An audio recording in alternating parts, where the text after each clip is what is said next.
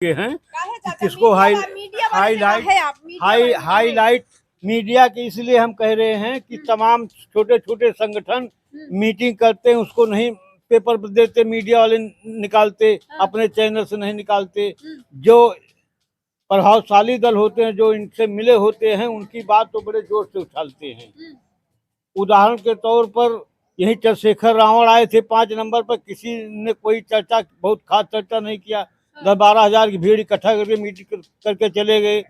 यही कल अभी विश्वनाथ पाल जी आए थे, बसपा के प्रदेश अध्यक्ष आए थे, टिकट की घोषणा करने के लिए आए थे। कोई खास चैनल वाला हमने प्रयास किया, बहुत खास चैनल वाले नहीं चलाए।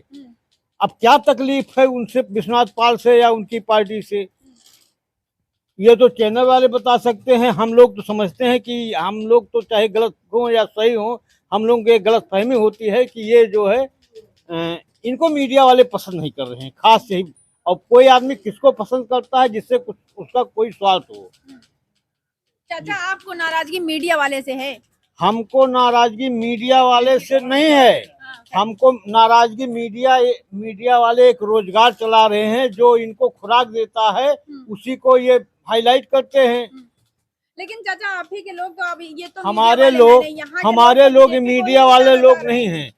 हर व्यक्ति, इस हिंदुस्तान का हर व्यक्ति किसी न किसी राजनीतिक पार्टी से की विचारधारा से बंधा हुआ है।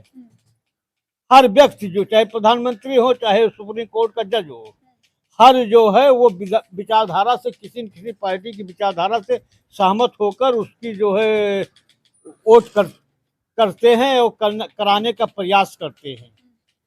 तो कोई यहाँ जो लोग अपनी बात करें, अपनी विचारधारा की बात कर रहे हैं, हम अपनी विचारधारा की बात कर रहे हैं। तो चाचा, आप किसको चाह रहे हैं, सपा या बीजेपी? हम तो ये चाह रहे हैं कि यहाँ जितना जो है, यहाँ 2 व्यक्ति चुनाव लड़ रहे हैं। योगी जी खुद चुनाव लड़ रहे हैं, केवल किसी का पर्चा दाखिल कराएंगे।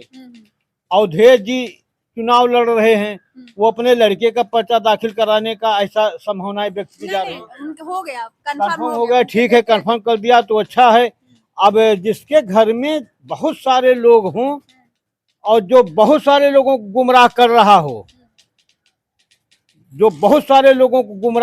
हो, कि किसको लड़ाया जाए कि मिल्कीपुर जीत लिया जाए, अभी यह असमंजस जो है माननीय योगी जी जो प्रदेश के मुखिया हैं और यहाँ चुनाव का संचालन कर रहे, ये अपने को स्पष्ट नहीं कर पा रहे कि किसको लड़ाया जाए चुनाव में।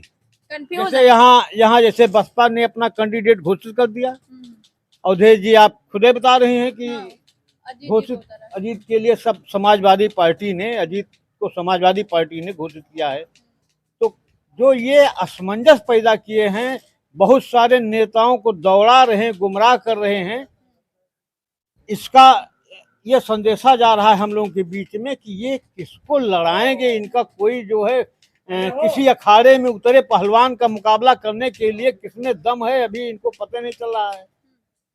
अरे चाचा, अभी आप ही के दोस्त और मित्र, हमारे दोस्त जिस विचारधारा से, वो उनकी निजी विचारधारा है, ये हमारी ही निजी विचारधारा है। हम अपने दोस्त से, हम अपनी दोस्त की विचारधारा से कतई सहमत नहीं है। चाचा, अभी अजीत प्रसाद जी का वीडियो वायरल हो रहा है कि किसी को मारे पीटे, किडनैप करके उसको जो है 2-4 किलोमीटर के लिए, मारपीट के लिए ये होता है कि एक पक्ष पहल करता है, दूसरा पक्ष हाथ उठा देता है। एक पक्ष गाली देता है, अमर्यादित हो जाता है, दूसरा पक्ष हाथ उठा देता है। तो दोनों पक्ष उसमें दोषी है, कोई कम कोई जाता है। ये नहीं है कि उसमें अजीत अकेले दोषी हैं। वो हाईलाइट जो कर रही है मीडिया उनको, तो अकेले कोई पक्ष नहीं। मीडिया तो उछालती, जैसे किसी दलित समाज की लड़की के साथ कोई रेप होता है, कोई काम गलत काज होता है, मीडिया वाले बहुत से अन्य सामान्य वर्ग के साथ अगर कुछ होता है तो मीडिया वाले उसको हाईलाइट जात के आधार नहीं हाईलाइट करते। एक लड़की के साथ ये हुआ, वहां लिखते हैं एक कोरी की लड़की, एक पासी की लड़की के नाम हुआ बलात्कार। उसको जो है जातीय आधार पर मतलब एक भावनात्मक दबाव डालते हैं, उसको भावना दबाइए। चाचा, मोइन खान के बारे में क्या कहना चाहेंगे? मोइन खान कौन? अरे जो सपा के कैंडिडेट थे, कुछ उनके कार्यकर्ता थे, तो उन्होंने नाबालिग बच्चे के साथ रेप किया, उस पे क्या कहना है? देखिए, नाबालिग बच्चे के साथ रेप किया, बिल्कुल गलत किया, हम उससे कतई नहीं सहमत हैं। अगर वो दोषी हैं तो उनको सजा जो है न्यायालय दे। हम उनके स्पष्ट दर नहीं है, उसमें न्यायालय ही कार्यवाही कर रहे हैं, ना योगी जी कार्यवाही कर रहे हैं और ना सपा मुखिया मुलायम अखिलेश जी कर रहे हैं पैरवी उनकी। ये तो कोर्ट का फैसला तो कोर्ट सुनाएगी। मेडिकल रिपोर्ट और कोर्ट और साक्षी सब मिलकर जो है जो निर्णय लेंगे वही जो है। हम क्या नाम है चाचा आपका? महेंद्र प्रताप सिंह एडवोकेट। अच्छा वकील साहब, क्या लग रहा है चाचा आपके यहाँ का जिस तरीके से माहौल देखने के लिए मिल रहा है, लगातार योगी जी आपके यहाँ मिल्कीपुर में आ रहे हैं, क्या लग रहा है कि अब की बार कमल खिलने वाला है? श्योर कमल खिलेगा। हाँ, लेकिन वहीं अवधेश प्रसाद जी दावे पे दावा कर रहे हैं कि अब की बार जैसे लोकसभा चुनाव जिताया गया वैसे विधानसभा भी जिताया जाएगा। हाँ, तो प्रत्येक पार्टी अपना दावा तो करबे करती है, लेकिन जैसा का माहौल दिख रहा है कि इस बार भारतीय जनता पार्टी चुनाव जीतेगी। लेकिन कहीं ना कहीं भारतीय जनता पार्टी अगर हम बात कर लेते हैं तो लोगों का कहना है कि उनको डर है, इसीलिए वो यहाँ पे बार बार आ रहे हैं। एक विधानसभा चुनाव के लिए उनको इतनी रैलियां करनी पड़ रही हैं, तो क्या लग रहा है, डर है? अच्छा, कहीं ना ये कहीं एक बात बताइए कि आदमी जहाँ डरता है वहाँ जाता है, जहाँ प्रेम होता है वहाँ पहुँचता है।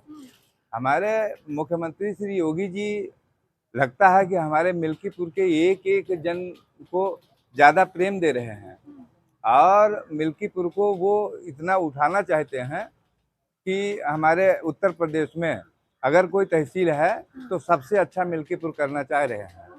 और यदि हम सब मिल करके योगी जी के हाथ को मजबूत करेंगे तो श्योर है, मुझे उम्मीद है कि मिल्कीपुर हमारे इस उत्तर प्रदेश में नंबर 1 का तहसील होगा।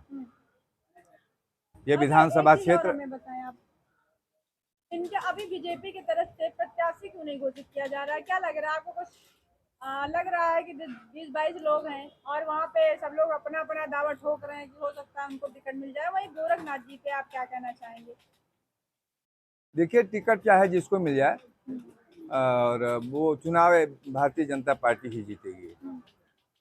और जहाँ तक सभी लोग दावा कर रहे हैं, चूंकि भारतीय जनता पार्टी बृहद पार्टी है और ज़्यादातर लोग लाइक कर रहे हैं, तो ज़्यादातर लोग चाह रहे हैं कि हम भारतीय जनता पार्टी में हमें सेवा करने का अवसर मिल जाए।